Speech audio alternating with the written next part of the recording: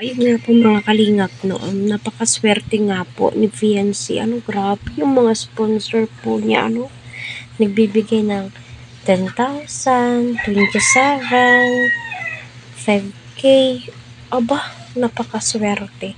Kaya mas mainam talaga, Fiancé, maniwala ka kay Kalingap Rab na habang may nagbibigay sa'yo, bangko mo, para hindi magasto, maglaan lamang ng kaunting budget para sa pang-araw-araw na gastusin. Kasi di naman po maiiwasan yan dahil nga alam naman nating lahat na kumakain din sila, my God, diba? Alangan hindi naman sila gagasto.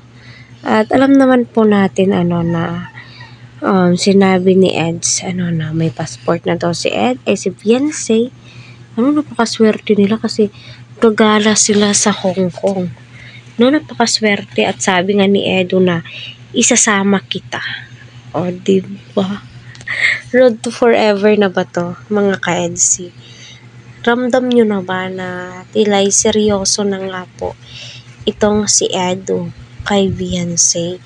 May pasayaw pa nga silang dalawa.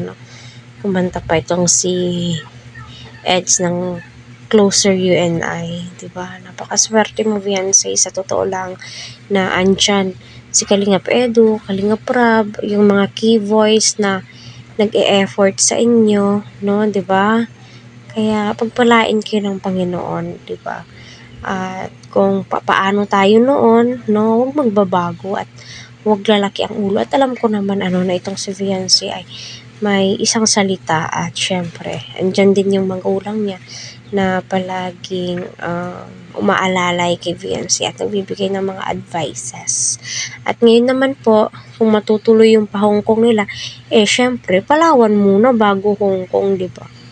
So, abangan po natin yan mga ka-Team EDC kasi nga, pati ako, na-excite na din kung totoo po yan, napakasaya ko siguro at my God, masasabi mo sana all.